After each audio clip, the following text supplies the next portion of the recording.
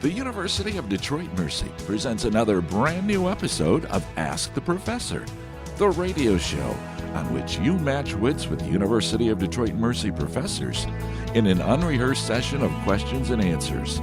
Today's program was recorded using Zoom video conferencing technology.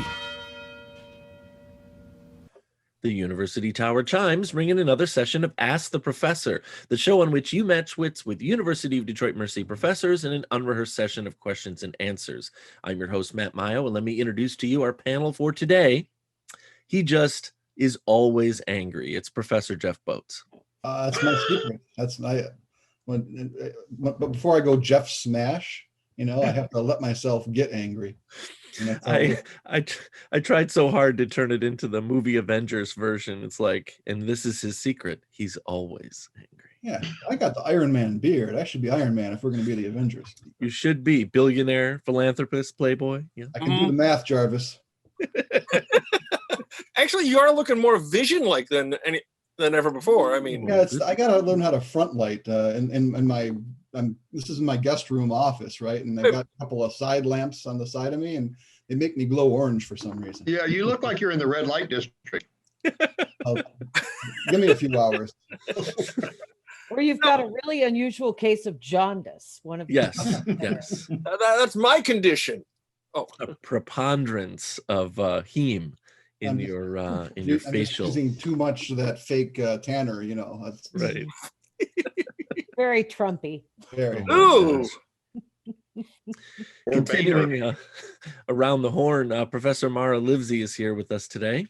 Hello. Hello, how are you? How'd the week wrap up?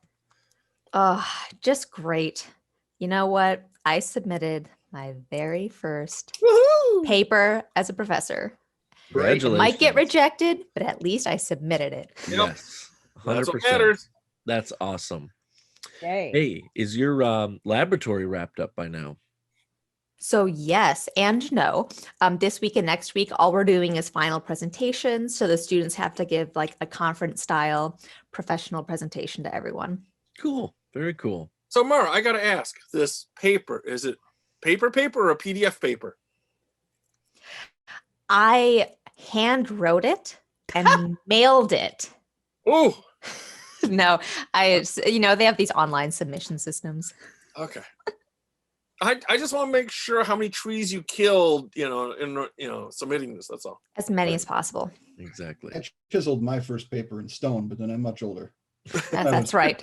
Paying homage to the ancient Greek mathematicians too. So You paid the little bird to do it, like on the Flintstones. It's a living. Professor Beth Oljar is also here with us today. I remember when I submitted my first article for publication, and it was really cool. So it's even more cool when you get we've accepted your paper for publication, but even if you don't, you've still, it's an important hurdle to clear, it seems to me. So yay on you. Beth, in Thanks. the digital age, can a philosophy professor expect to hear back on a different timetable than when you would have submitted something in graduate school? Just, would it be faster? I'm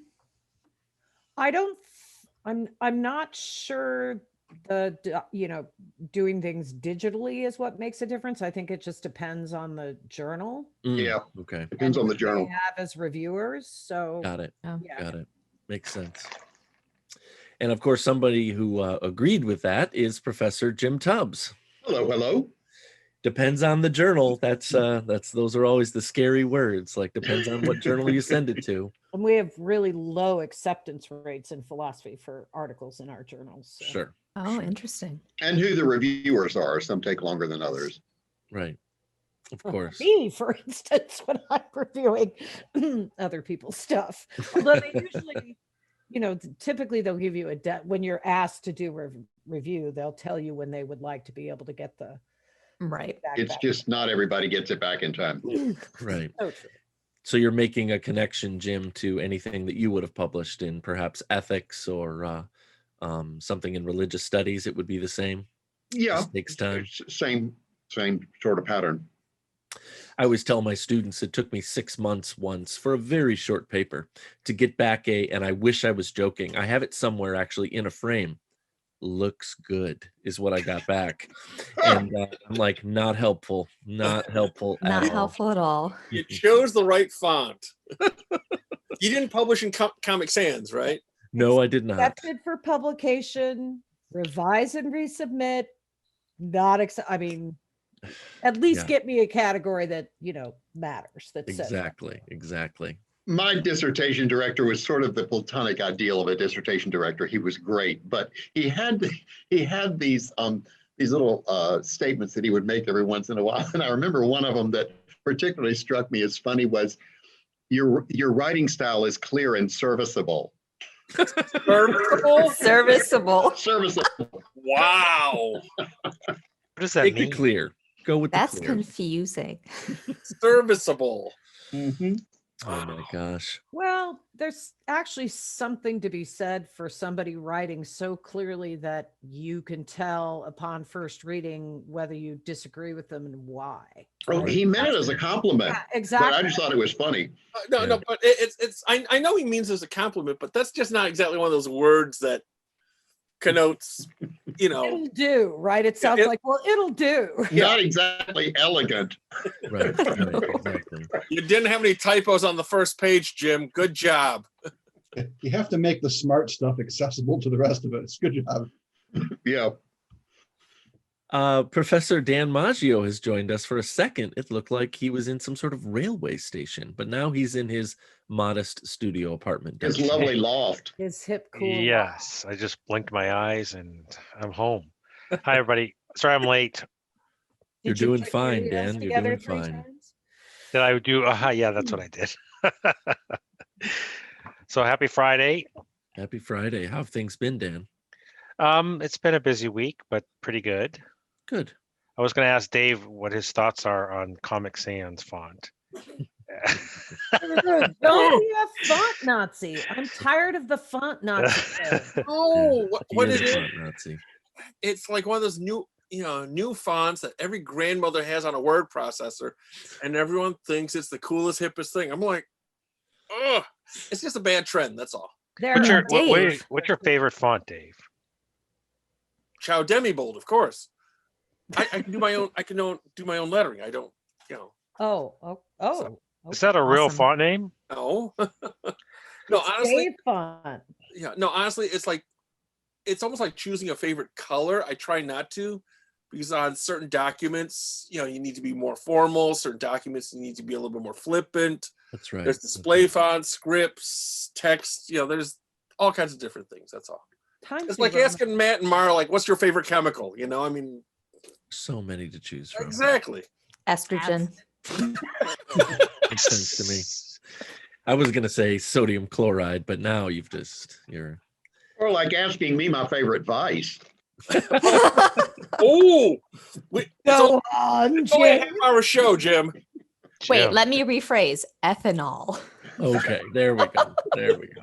All right. This is a family show. Come on. So there's an idea everyone can enjoy. Yeah, I feel like I still need to introduce Professor Dave Chow, but he's kind of, done it to himself. I know. Pleasure to be here as always. Excellent. Hey, folks, this is a program you can send us questions regarding anything. If you stump the panel, you win a prize. If you don't stump the panel, you win a prize. You can send the questions in a number of ways. You can email us at atp@udmercy.edu. Find us on Facebook or Instagram, or you could listen on your favorite smart speaker by asking it to play Ask the Professor at University of Detroit Mercy. Okay, we've got a set of questions here. Dear Profs, just like to point out that these are dated 29th of January, 2021. So they're a little bit old. Still smell pretty good, though. Wait, I can't smell. Sorry. Dear Profs, we've had so much snow in the past few days that our plow guys had to dig us out twice.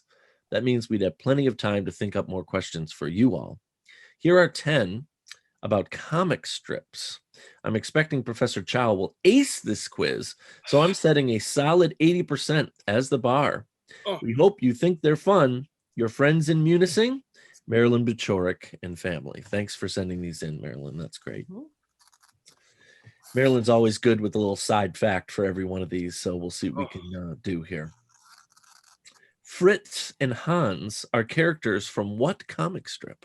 The Katzenjammer Kids. The Katzenjammer Kids. That's right. The longest running American comic strip, first published in 1897 and still in syndication in 2021. That is some legacy right there. Well, then I was dead wrong when I thought the Phantom was the longest running comic. Apparently not. Mm. They have to, Dave, they had to have cloned the original artist several times by this point. They hand it off to their children and other people already. That's awesome. That's so wild. Of course, I've never subscribed to a newspaper that's actually shown that strip, but I know of its existence. So. Yeah, I've never seen Not it. in Detroit. Not in Detroit, yeah. Not in Detroit. Mhm. I haven't seen it in Detroit. The main characters in which strip bear the names of two 16th century philosophers? Calvin and Hobbes. Calvin and Hobbes, absolutely. Does Although- anybody remember what year it was that was the last strip, new strip published? Ooh. 91? Wow. Yeah, It 90s. was a little bit later. 2002. No, it was 1995, showing Oh, Calvin and Hobbes standing at the top of a fresh snowy hill. A new year, a fresh, clean start. Let's go exploring. We miss them very, very much.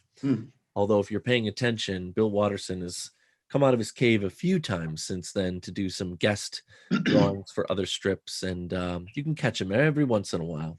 Including, do I have this right, Dave? There was like a big exhibition at Ohio State, I want to say, of all of his stuff for a that's- long time. That or Pennsylvania, one of the two. I can't remember one of them. So. Yeah, something like that. Yeah. Yeah.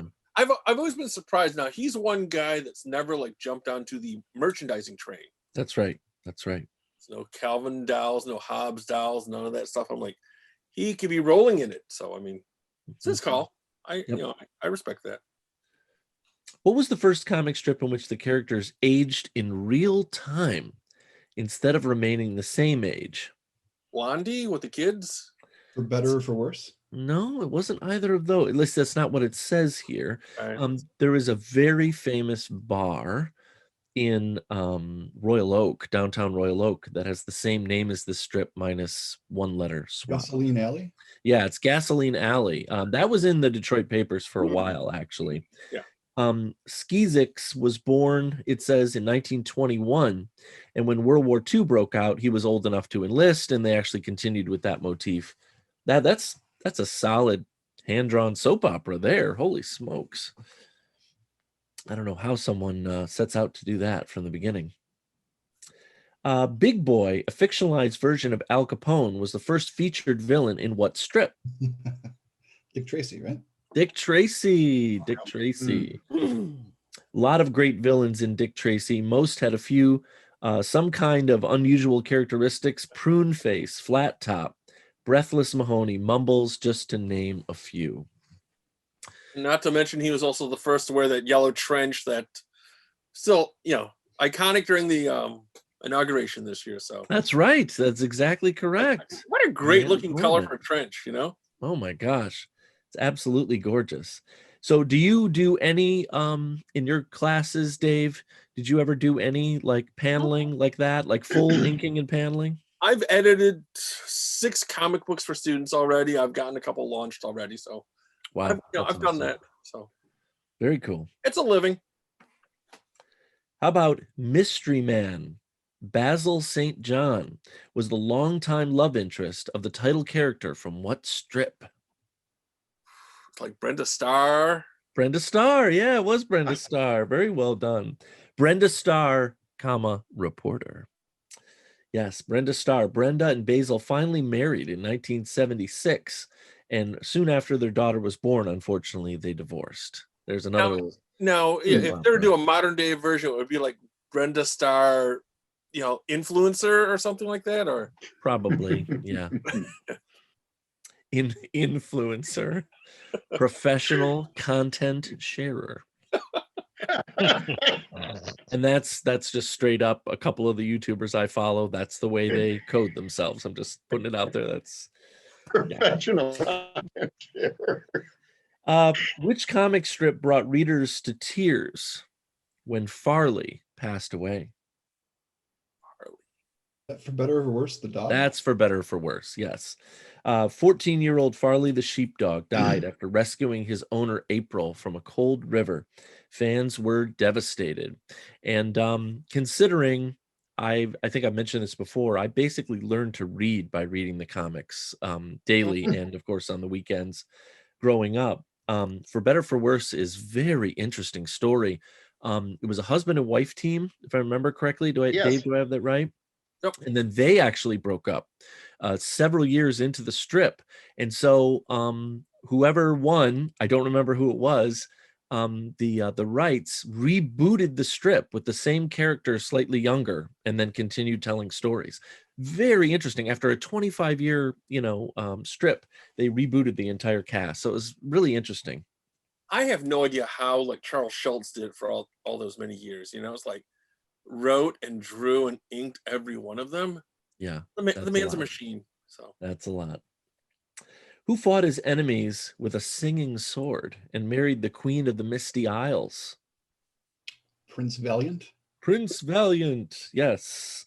Prince Valiant. Val wooed and eventually won the hand of the beautiful Alita. They had 5 children, including the mischievous twins Karen and Valita. And always makes me smile. Prince Valiant has been in the Detroit Free Press. It's still going. since before I was born. And that was the only strip, for whatever reason, that my 3rd grade educated Italian grandfather read. He would go into the paper, read Prince Valiant, and leave all the rest behind. I always thought that was interesting. Like, do you not get the humor from the other ones? Like, here, Charlie Brown's pretty innocuous. I mean, come on. My grandmother used to read Nancy and laugh. How? I don't Yes. know. You didn't Yes, expect her to logo. laugh? Was that the problem? I liked Kathy. I like the comic strip Kathy. Oh, Kathy and Nancy are very different. Typically kind of feminist. In its Jim, are you talking about Nancy and Sluggo? That Nancy? Yes. Yeah. But Kathy, I want to say Kathy's still around, Beth. Probably. Not, Mickey Geisler is from here, so. Yeah, that's right. That's exactly right. I But like Nancy, just to let you know, Jim, Nancy goes strong. I read Nancy this morning. I don't know if they're rehashes or brand new, but yeah. I hope they're new. It says here, Aaron Hill was whose elusive crush through elementary and junior high. Archie? No. Mm-mm. Aaron Hill. Ron. Oh. This is a strip that I grew up with, actually, and still goes to this day. Oh, what is? Starts with the letter L. It's a female name. Luann? It's Luann. Luann, yes. I still read that one. Yep. Sometimes. They're in, relatively speaking, they're in college now, so they sort of have grown up. It says Aaron eventually moved away to Hawaii, so Luann had to get over her crush. Interesting. I wonder how you make these story choices when you're making one of these strips. In which strip did the Dragon Lady start as an enemy and later during World War II became an ally? Flash Gordon? It's not what it says here. It's got to be one of those, isn't it? For Not me? John Carter. Mm-mm. Dragon Lady. Nope. Oh crud! I think. I can see her now, but I can't. Buck Rogers? Nope. Modesty Blaze. Nope. Nope. Good. Doggone it. I like how we're definitely digging into the depths of old strips. No, this one I've heard of it before, but I don't know if I've ever seen it. It's called Terry and the Pirates. Okay. Terry was a teenager when Milton the Pinhead. series begins. Over the years, he matured, joined the army, became a pilot. After the war, he worked for the government. Yep. Terry and the Pirates is mentioned as one of the influences on Johnny Quest later on. Oh, okay. All right. Sounds There like you the go. name of a Monty Python movie, though. It does. It really does. There were 2 Terrys in Monty Python, so it says double the meaning, right? Terry Jones, Terry Gilliam. Yep. Yep. Okay, one more. We had 10 questions, and I think we did pretty dang well with all of these here.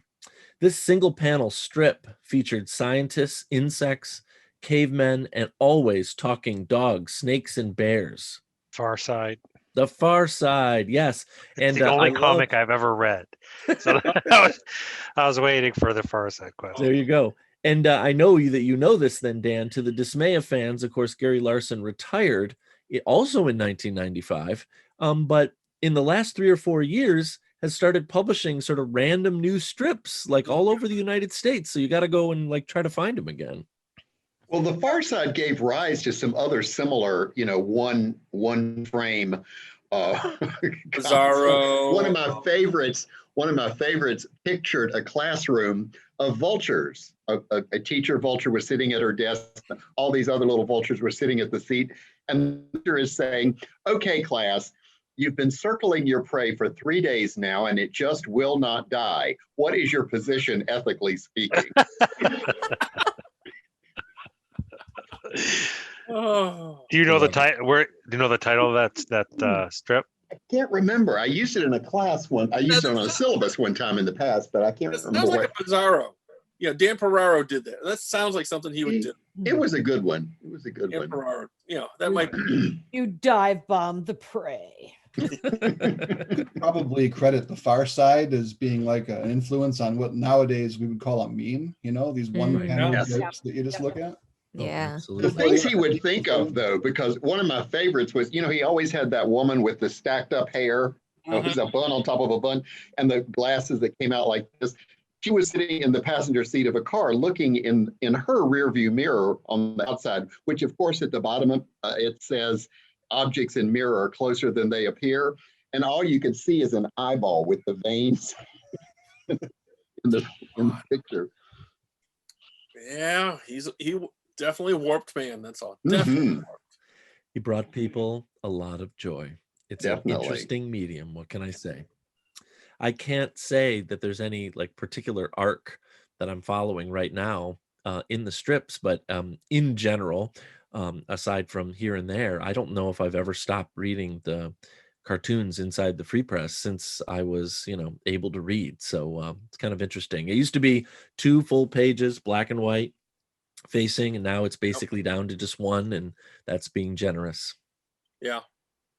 Thanks for those questions, Marilyn. That was pretty awesome. Quick trip down memory lane for comic strip people. And considering memories, look what I have here. Seems to be, oh, you can't see it because of the stupid green screen. Well, I'll read it to you. Dear Matt and Profs, forgive the delayed response and lack of correspondence over the last few months. We've been surviving the pandemic quite well and hope that everyone there has been safe. We're still finalizing our next set of questions, but we've come up with a list of 20 imponderables to ask the professors at the end of the show weekly. Please enjoy and rest assured the family Burrows will be sending a new batch of questions soon. Warmest greetings as always, Frank and the Burrows family from Valencia, California. So we have our new set of favorites. Yes. 20, you said? Imponderables. Imponderables. I think that we will do what we're supposed to do and do only 1 or 2 of these a week, depending on need. Okay. This is a pretty interesting place to start too. What's your favorite charitable cause? Could be a little bit personal, but if you're willing to volunteer that information, that'd be okay. I used to do fundraisers for Children's Leukemia Foundation. Awesome. That was a big deal for me. Somehow the Dave Chow Retirement Fund just doesn't sound so charitable anymore. At the moment, I'm Covenant House is kind of at the top Oh of my yeah. list. I've donated to various, like the Southern Poverty Law Center and Amnesty International and Awesome. stuff like that. Awesome. Yeah, Audubon Society, NPR, PBS, Southern Poverty as well, ACLU. Does that count as a? Yeah, I would say that. Food counts. And there's a long list. I like anything like, especially like local efforts, Right. Yeah. local businesses, local arts. How about you, Mara? Most of mine are local, similar to what Dan said. The Michigan Liberation is one place I donate. They do kind of criminal justice reform. And then Detroit Disability Power, which does kind of reform for people with disabilities. Yep. Nice. I'm trying to think of the stuff on the Mayo family side, and a lot of it comes back to stuff that the kids find, which I think is cool, like Mittens for Michigan. A lot of these celebrities that come and make their movie or their show, they get kind of entranced by Metro Detroit, which is cool. And then they want to do better. There was a very short-lived true crime series called Low Winter Sun, and a number of those people still come back every winter, sort of like the Heat Fund, for DTE and stuff like that. And they want to make sure that everybody has the winter PPE that they need to survive the cold weather. So kind of cool. My middle son has gotten into lately, are you ready? Bring all of your old, plastic shopping bags. And there's a way that you can kind of comb them to turn them into strands and then therefore yarn. And then you can use them to make all sorts of hats and gloves and things like that. So, how many bags does he need? Yeah, come over to my basement. Yeah, come on over if you can find my basement. So my utility room, yes. It's, speaking of stuff in Detroit, there's on HGTV, there's a house renovation show called Bargain Block. That's right. Yes. Where they're renovating homes in Detroit. And Drew and I. Those two guys are hilarious. Yeah. Are they a couple or are they just? They're a couple, I think. Yeah. Oh, okay. And they walk down the street with a shopping cart, from one house to another. Right. But they basically did as much as they could of an entire neighborhood through the season. It looks like it's going to be a pretty interesting show to watch. Really? Oh, cool. Check it out. One more with our last couple minutes that we have left here. And now we're getting laser focused because I think that Frank really worked on these. I think this is great. Laser focused. Favorite Tom Hanks movie, specifically Tom Hanks movie. Houston, we have a problem. I'll start because it never would have been when I first saw it. But I don't think I ever stop watching when I'm clicking around and I come across Catch Me If You Can. That is one of the most entertaining movies. That is a good one. Yes, that's a good one. I'm with Jeff on Apollo 13 or Saving Private Ryan. I mean. Yep. Oh, I thought Jeff meant Houston, we have a problem. I can't give you a good answer. No. I was watching Apollo 13 in a Pittsburgh movie theater when they got to the line. You just made going to the moon seem like a trip to Pittsburgh. Everybody busted out laughing so hard in the theater. I was just thinking Big made a huge impression. Big was okay. A long time ago. I think it was the first Tom Hanks movie I saw. That's why. Sure. Castaway, maybe. Yeah. I like the way he channeled a kid in Big. Yeah, that was good. Yeah, Big was probably big. I want one of those fortune-telling machines. Zoltar. Yeah. Does anybody remember Bachelor Party? Oh, yeah. Oh, Lord, with the mule. That's an old, Jim, of all the things to remember, you remember the mule. I like it was pretty out there. Okay, I got another. What about Philadelphia? That's what I was just gonna say. Philadelphia. I think that's my favorite. He won an Oscar for that, right? He lost so much weight to make that movie. It was an amazing movie. Springsteen won the Oscar for the song that he. That's right. For that. That's right. Yeah. Great movie. No, that was a tremendous job of acting in that. And then there's Forrest Gump. Oh, yeah. Forrest Gump. Yeah. I've never seen that movie all the way through. Really? What? I've seen parts. I've probably seen the whole movie, just never all at once. At one sitting, right? I don't understand the attraction of that movie. I never got it. Yeah. I think what it is, it's just kind of like, it's an interesting timeline for those of us who lived through chunks of it, Yeah. Very interesting timeline. Because of him, because he's right. He's the everyman. He's such a simple and yet such a complex character. I mean, yeah, he really ends up doing some quite extraordinary things without realizing that they are extraordinary. Right. Yeah. Oh, wasn't he in Green Mile too? Oh, Green Mile. Yes. That's actually probably I would give that a. Yeah, Green Mile was excellent. Yeah. I mean, he's kind of like Jimmy Stewart for very much. Yeah, that's a good analogy. What else has he done? I'm just trying to think. I mean, there's Buddies. What was that one he did in Australia Buddies. where we caught COVID? Polar Express. Oh God. Yeah, Polar Express was good. He was great in Captain Phillips. He made me Yeah. when he lost Wilson toward the Oh end. my Yes. gosh. I was just That's great. Makes me cry every time. It's a stupid volleyball. It makes me cry. but you get why he is Yeah. so distressed, right? Because Yeah. yeah. Hey, no one's brought it up yet, so I guess it'll have to be me. It was not a starring role, but probably one of the greatest lines in cinematic history was Tom Hanks appearing as himself in the Simpsons movie, stating very easily, Oh, "It looks like the US government is out of credibility, so they decided to borrow some of mine."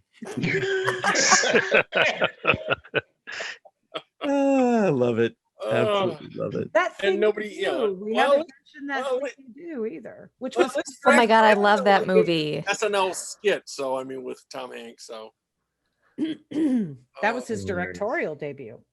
That's right. Okay. That's right. No way. Wait, which one are you? Which skit are you talking about? Was that the Halloween skit on the elevator? What did he do? Oh my God. Oh, that was a David good one. Yeah, Was that was that- a good one. Am I remembering it correctly? Yes. Yeah. Okay. Yeah. Sorry. Oh my. Well, Okay. profs, I think we've kicked off the list of imponderables very, very well. But I'm afraid to say the time has come to say goodbye. Dan, Goodbye. Dave, See ya. Jim, Goodbye. Beth, Could always ponder the imponderables. absolutely, Mara, Goodbye. Jeff, Later. and now these words from University of Detroit Mercy. Ask the Professor is transcribed in, all of our homes, but usually it's in the Briggs Building in the Department of Communication Studies in the College of Liberal Arts and Education at University of Detroit Mercy's McNichols campus. Ask the Professor is produced and technically directed by Michael Jason and Brian Masonville, and our executive producer is Professor Jason Roach. Until next week, I'm your host, Matt Mayo.